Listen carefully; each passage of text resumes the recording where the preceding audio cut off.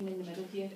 Thank you very much for organising your thoughts for us tonight. I really enjoyed that, and I have really enjoyed the way you worked through your thoughts and led us through a very, very interesting narrative this evening.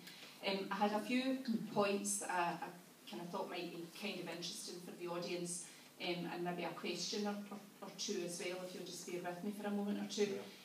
One of the things that might be of interest to your audience, because you talked about housing and affordable housing and a strategic approach to housing in Scotland, and one of the biggest issues that I see coming at us actually pretty quickly right now is that the impact, the very immediate impact of welfare reform, and what that is currently doing to the social rented sector, both in councils and housing associations, is that their rent arrears are practically going flying through the roof right now.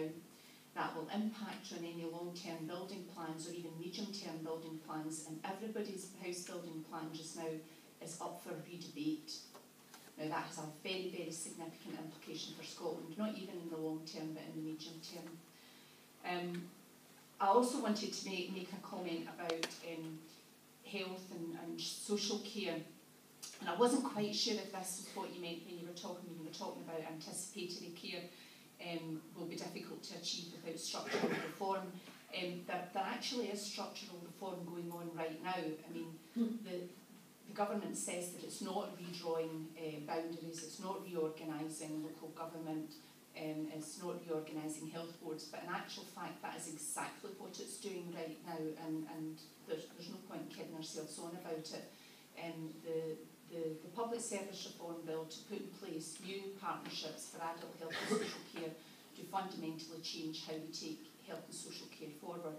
Now that will be different in different parts of the country, because there will be those that will just deal with adult health and social care. There will be other parts of the country where, like my own, where we put in children's services along with adult health and social care, and we will have a very significant partnership arrangement actually starting to be delivered from next April.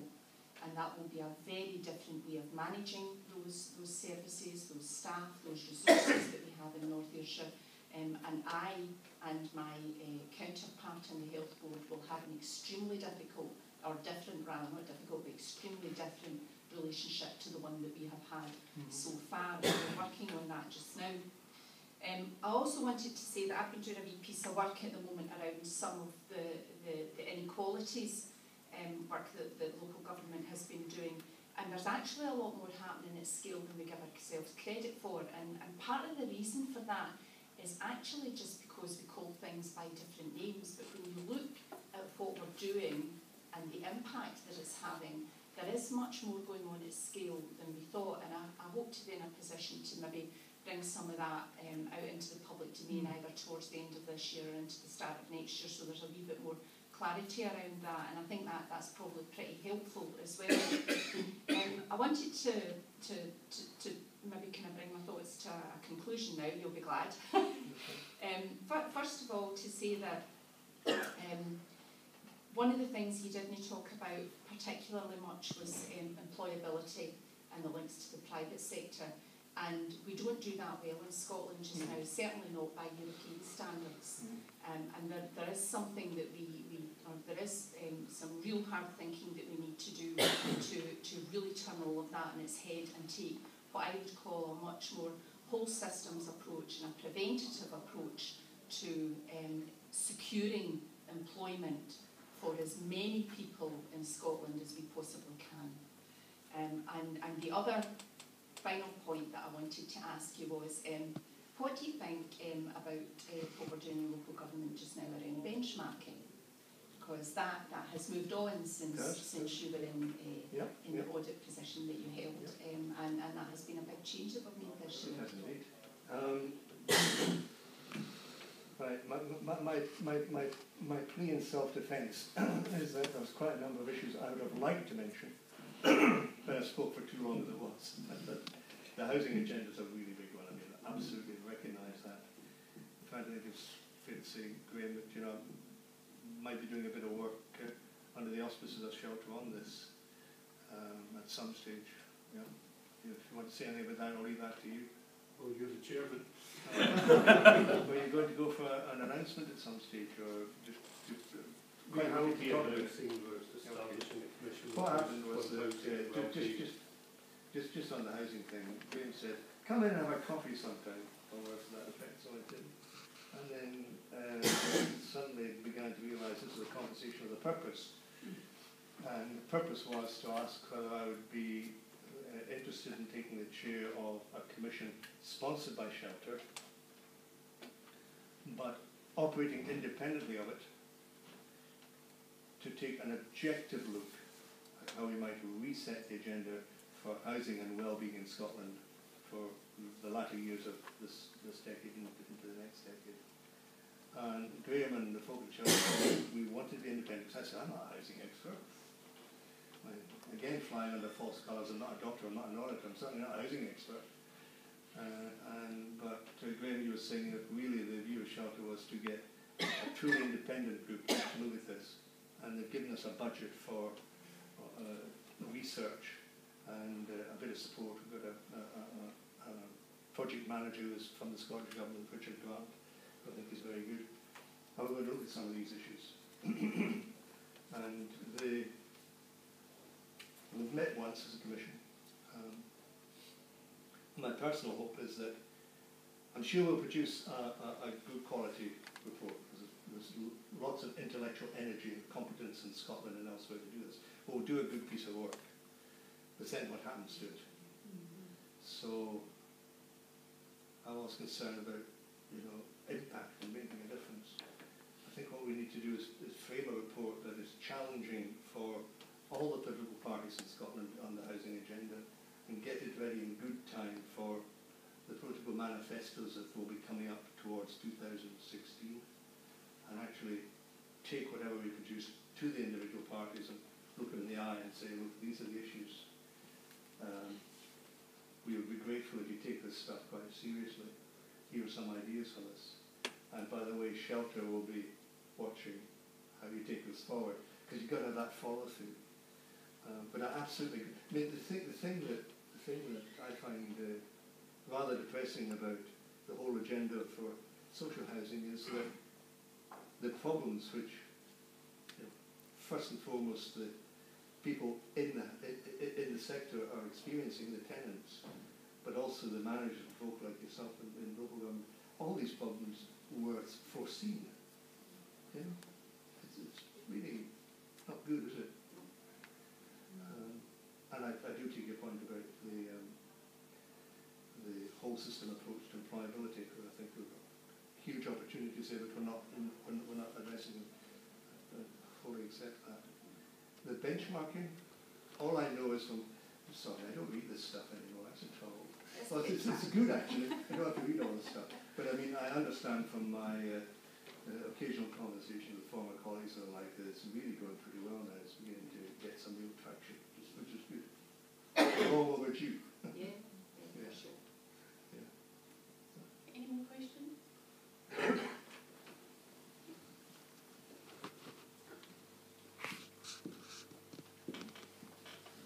Thanks very much. Peter Finney from the Scottish Environment Protection Agency. We've been implementing a system of licensing by managing risk. So I was just interested in whether or not you feel that within local authorities and even the government, there is an issue around risk, whether or not risk aversion is actually inhibiting innovation. Am I the best person to comment on that these days? I'm a retired gent. I'm here to give you some thoughts based on 40 years' experience. What I would say is that certainly at the level of politics there is an issue about a reluctance to go away from tried and tested methods because of the intrinsic risk associated of possible service failure.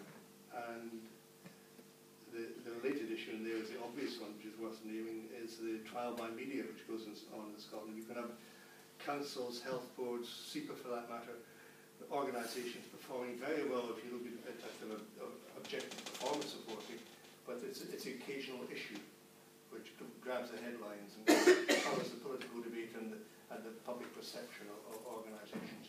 I think that's an intrinsic risk in Scotland which has got worse in the years since devolution. I can remember speaking at a conference in the lead up to devolution, and the question from the floor was, you know, what is it really going to mean for managers in the public sector? How are they going to have to change this? And I would imagine that one of the first things they'll have to do is get a thick skin, because it is bringing the politics much closer to service delivery, which is good in many ways, because there's more of a reality check, should be a process of learning and interaction about how service is delivered. But it also means that if something goes wrong, then the immediate kickback is really quite severe. A bit off your question now, but I can recall in the days before devolution, because I'm that old, when accountability for Scottish Public Service was to Westminster. The Public Accounts Committee, that much feared committee now chaired by Margaret Hodge, would have maybe 2 afternoons a year in the whole of Scottish business. And for a senior civil servant or a chief executive of a public body to be taken to Westminster to appear before the PAC was a bit like, you know, a red badge of courage. It hardly ever happened. It's like being struck by lightning. Hardly anybody had ever experienced it. So Howard Mills was down, there was a Waverley Housing in the Borders, and I think Jeff Scaife was down once, but there weren't many down. The contrast now, where everything is in the goldfish bowl of the Scottish Parliament and its committees, is really quite stark. And I think that does lead to a tendency to, understandable tendency, to play it safe in Scotland, because failure is not allowed. Sometimes failure has to be learned from. In America, someone who's had a failed company is often seen as a resource to make sure the next company is successful. Well, they don't operate that system up here. You know? So, anyway, yes, I'm not sure that's where you were going, but that's, yeah, Okay, we have time for one more question.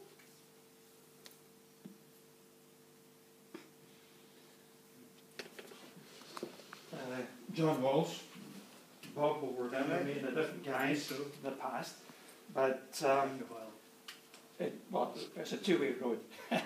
But the point I'm really wanting to get to is that underlying everything we've discussed tonight is the behaviour of Westminster, the behaviour of our politicians. And I was thinking during your discourse, there was an article in the Economist 2-3 months ago about Scandinavian government and the fact there is confidence, there is trust in government. And what strikes me today, that to quote William Blake, you know, he who tells the truth with a bad intent is worse than all the lies you can invent. And I feel that we've been taken over by the soundbite, what you've finessed the circumstances, so that getting corrections to policy, getting corrections to the way budgets are applied has become almost impossible, despite the fact that a lot of good things do happen, but in your words, you know, a lot of it is at small scale, and that small scale often doesn't go anywhere. It's primarily a long way of saying, in corporal phrases, we're doomed. anything about it. I mean, the folk of us who know about this stuff much better than I do. But if you actually look at trust in the political class, the more remote the politician is from the community, from the individual, the more difficult it is to develop and sustain trust. So by and large, from the Social Attitude Surveys, you'll find that Scottish politicians are more trusted than the Westminster politicians, and councillors are often more trusted than the members of further up the pecking order, if you like. So all is not lost. And the scale of government in Scotland is such that we should be able to do this stuff about communicating well with our citizens better than we do at the moment. I don't think we're really effective enough at that. It just strikes me that the politics in this country is getting more adversarial, but mean, all I can do is read this stuff.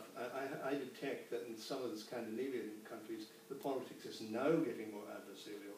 The social democratic consensus that was there for the entire post-war period is beginning to fragment and is getting a little more, adversarial. But that's life. Can I just add one point? Where I see the big problem lies is that most of our funding, our budgeting is all controlled in London now. The actual amount of money that's raised locally and capable of being used locally, if you look at the context of council tax, it's minuscule. Yeah, so that's changing by 2016. I mean, by 2016, we'll be controlling something over a third of the net,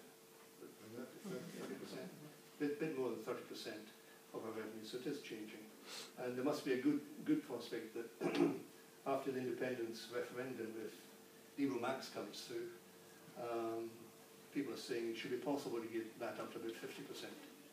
So, we're all on a journey here. So no, I wouldn't be pessimistic about that. Thank you. I think somebody really enjoyed it. Thank you very much for your attendance and for your questions. I'm going to invite Richard to make some closing remarks, but after Richard's remarks, I'd like to invite you all for drinks and some nibbles as a thank you to Robert Black and, of course, in honour of Kenneth Munro. Thank you very much.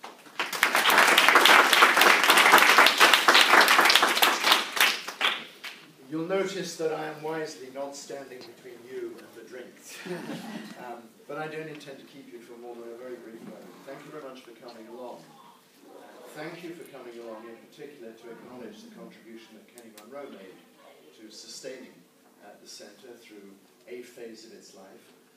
With Ross moving on, we move into another phase of the life of this centre, and we'll be telling you all more about that in the very near future indeed.